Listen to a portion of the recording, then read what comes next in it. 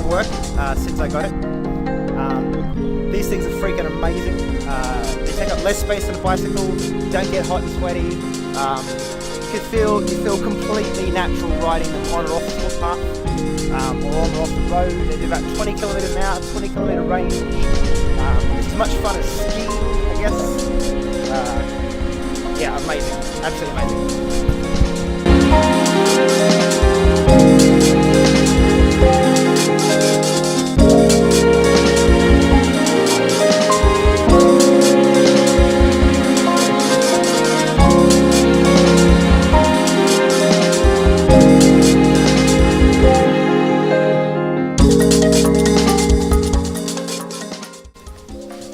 Right, so this is sort of an unusual review. I want to review this. It's a Ninebot E Plus. It's an electric unicycle that I bought on eBay for £200 about a month ago and have been riding basically every day since. It's pretty old, it's about 2 years old, pretty beat up. It's been used to learn on by a couple of people. When I got it, it had a light ring around here and a handle up here, but I managed to break the handle when I was learning, which is apparently a pretty common problem with these early Ninebots. So I took the light ring off so I could get my fingers in under this little hole here, and I just attached a little strap, which was quite useful when I was learning to ride, because you can sort of like get off and use the strap to stop the wheel from tipping over and spinning out of control. And yeah, so it's a bit beat up, but mechanically it's perfect. It does, I ride at 1.1 miles to work every morning, and I've taken it on a couple of sort of 15, 16 kilometer rides. There's a pretty good group in London that rides around Hyde Park on the weekend, so I've been out with them twice now. More than that, I want to talk about electric unicycles as a thing, rather than this particular one. If you are going to learn to ride an electric unicycle, this is a fantastic one to learn to ride on. They go for about between sort of 200 and 400 pounds on eBay. They're only about 700 pounds new, I think, including VAT for the Ninebot E. They don't make them anymore. There's a few other Ninebot models, so you can pick up the old E and E Plus pretty cheaply. It's a good wheel. It's small. It's a 16-inch wheel. It's heavy, but it's not too heavy, and it's not too big. But more than that, I want to talk about electric unicycles as a thing. So, are they a toy or are they a practical form of transportation? That was the question I really wanted to answer. When Dean Carman first invented the Segway, and before they revealed the Segway, there was a lot of hype, and a lot of people like Steve Jobs and were on the record as saying they thought the Segway was going to change the way cities work. And the idea that you could have a sort of last mile transport, or something that could do the same sort of distance that you have, that you can commute on a bicycle, but without getting hot and sweaty, could really revolutionize cities. And the Segway hasn't really revolutionized cities. What it has revolutionized is tourism in warm countries like Nice and Barcelona, where now quite a lot of people will go on a Segway tour rather than a walking tour because you can see so much more. Why didn't Segways take off, right? So, for starters, they were £5,000, which is a lot of money. And secondly, a Segway works best in countries where you have a garage, because a Segway is about 2.5 feet wide, and it's too heavy to carry up and down stairs. And you really sort of need a garage to store one. And if you're living in a country where you have a garage, then almost by definition, you're living in a country that's been designed for cars. Whereas here in London, most people don't have garages. If they have a car, they park it on the street. And most people in London wouldn't be able to store a Segway, let alone two Segways, in their front hall. Whereas this takes up much less room than a bicycle, is, portable by hand. So you can sort of carry it up and down stairs. You wouldn't want to carry it up 2 or 3 flights of stairs. But the newer models actually have trolley handles, which make it easier to wheel them around. But you can certainly pick it up and carry it inside and pop it in a corner, and it doesn't take up any more space than a briefcase. So you've got a device that doesn't take up any more space than a briefcase, gets you to work in about this. You go at about 20 kilometers an hour, so about the same pace as sprinting, but you turn up at work with not even slightly warm. Like once you get over that first sort of 2 or 3 weeks of riding, you just don't get hot at all, and is just genuinely fun. It's like I think it's like skiing. If you imagine sort of like the joy of skiing down a village trail at the end of the day, avoiding bumps and being a little bit technical here and there, but basically just like chilling and letting the skis do the work and heading home. That's sort of like the experience of riding an electric unicycle. You don't really have to think too hard. You sort of want to keep your knees slightly bent to account or accommodate for any unexpected shocks, like a little pothole, or if there's a little gap in the curb or something. But generally, it's not too much effort to ride one of these, and you sort of glide along. I've got into the habit of sort of carving slightly, as you might do with skis as well, rather than just going straight and boring. And carving is actually really good for your core muscles as well. Actually, since I started riding this electric unicycle, I haven't had any soreness in my back at all, and I do put it down actually to just the constant carving, and which you do sort of from your upper body, and I think it's definitely helped my back. And it's just genuinely fun. You get to work with a big grin on your face. I ride predominantly on the footpath or back streets. So if there's a single lane street where there's no possibility of cars attempting to overtake me, then I may ride on the street, on the road. But predominantly I ride on the footpath. And I don't generally go on the busy main streets that you would use to commute to work ordinarily. Like if you walk to work ordinarily, you probably go along the sort of straightest path between your home and your work, because you want to spend less time walking. I generally, because you have an electric, if you're on an electric unicycle, you are a lot faster. You don't expend any more effort. You just expend more time. So I take sort of like 1 or 2 streets back and find a nice quiet street that nobody else uses, and I sort of ride along that, which allows me to go at sort of jogging pace. Is it dangerous for other people? I don't think so. I haven't had any near misses with pedestrians. You can very quickly go from jogging pace to very slow walking pace. And generally it just hasn't, like interacting with pedestrians hasn't in any way been a problem for me at all. Which is surprising. I thought I thought you could be dangerous on these, but I don't really think you can, to be honest. I think they're quite safe if you ride responsibly. There are other models that will go a lot faster. There's models that will do 40 kilometers an hour, but it's not. You wouldn't ride 40 kilometers an hour on the pavement, not simply because you need a flat, straight ground, and generally our pavements in the UK are made up of paving stones, and they're not that flat, and there's other sort of hazards that sort of encourage you to go at sort of jogging pace.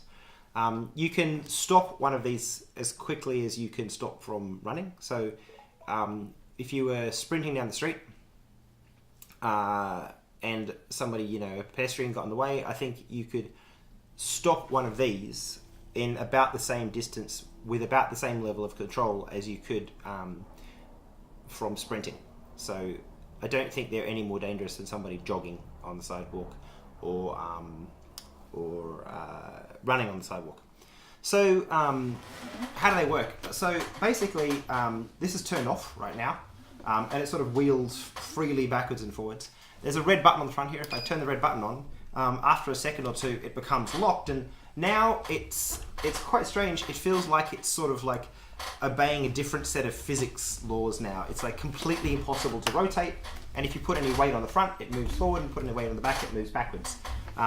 It's quite a strange feeling to have this device now that like you cannot tip.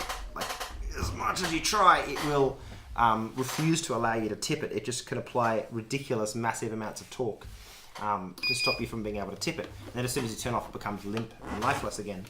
One of the things that was not as I expected it when I was learning to ride was when you're riding a bicycle, if you see a little ramp or a little hill coming up, you generally try and accelerate to get a little bit of momentum so that you sort of coast up a little bit of the hill and you get a little bit of assistance. That is not necessary on one of these. With one of these, you basically just completely ignore the fact there is a hill there, and it just doesn't slow down. It doesn't react in any way to the fact that there's a hill there. It just continues to rotate at exactly the same speed, and you just sort of like levitate up the hill, which is kind of nice because you sort of ignore hills. It's kind of weird. How long does it take to learn to ride one of these? Okay, so when I got it, I blocked out an entire weekend. I put on wrist guards, which I still wear.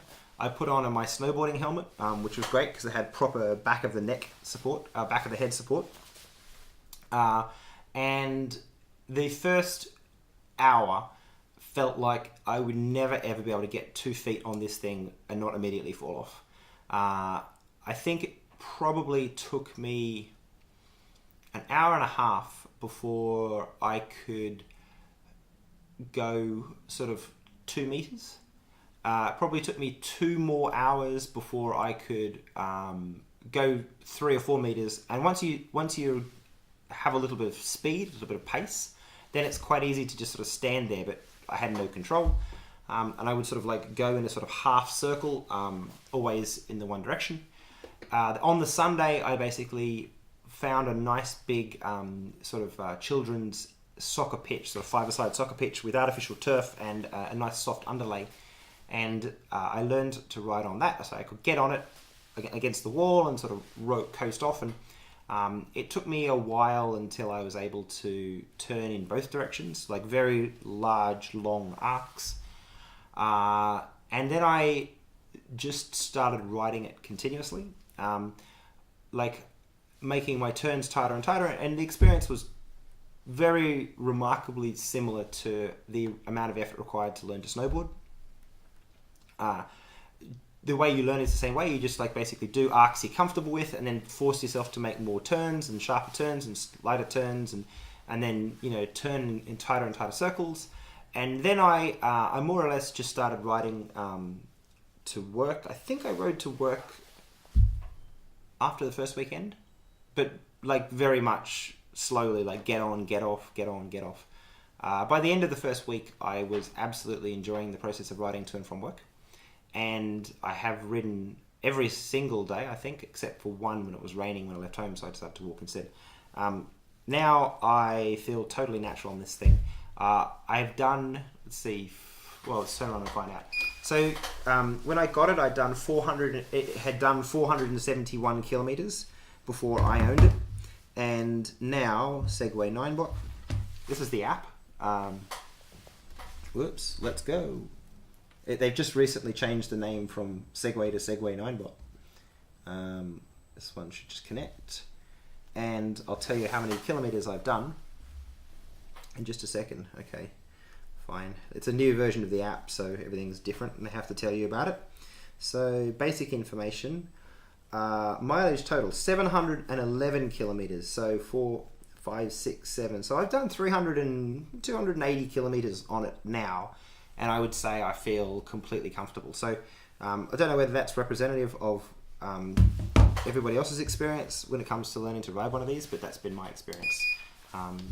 250 kilometers, I think I was completely comfortable with it. And unless something goes wrong, unless I have a cutout or a bad crash or decide that there is some other reason, I think I'll probably continue riding one of these to and from work for the foreseeable future.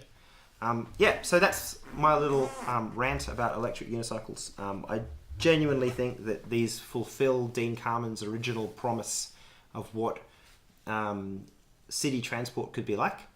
They're awesomely fun if you're prepared to invest the time to learn to ride them. Just like snowboarding, you can't just like go snowboarding, realize that you hate it and then never go again. You have to basically spend that first week really forcing yourself to get good. I think if kids learn to ride these, they would grow up continuing to ride them and they would just never stop riding them. And we would probably change the way we organise cities, because you won't jump on a bus anymore. Like the big problem with buses in the UK is that they work fine. Buses are a great way to get to work. Like the bus lanes in London make them quite fast. The only problem is that they've spec'd the capacity for the buses based on the number of people who use them on a sunny day. And if it rains, all of the people who would ordinarily have cycled or walked suddenly try to get on the bus, and the buses are just ridiculously, massively overcrowded.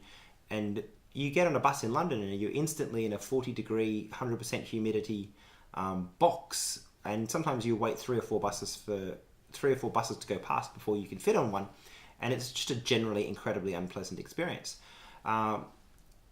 Would that be different if people were more willing to ride one of these in the rain to work? I think it probably would, because unlike a bicycle where your legs are going up and down and you know, you're moving quite fast, and on one of these you can just wear a raincoat and you're basically just standing there as if you would be you know, standing on the side of the road wearing a raincoat, except that you're gliding along at 15 kilometers an hour until you get to work. So it's a lot easier to stay dry, and you'll get a lot less hot, sweaty and bothered than you would, say, on a bus. So anyway, that's probably enough as electric unicycles. How fast have you had that out of that, mate? Huh? How fast have you had that for that? About 20k an hour? Oh, stop it. Yeah, this is the bomb.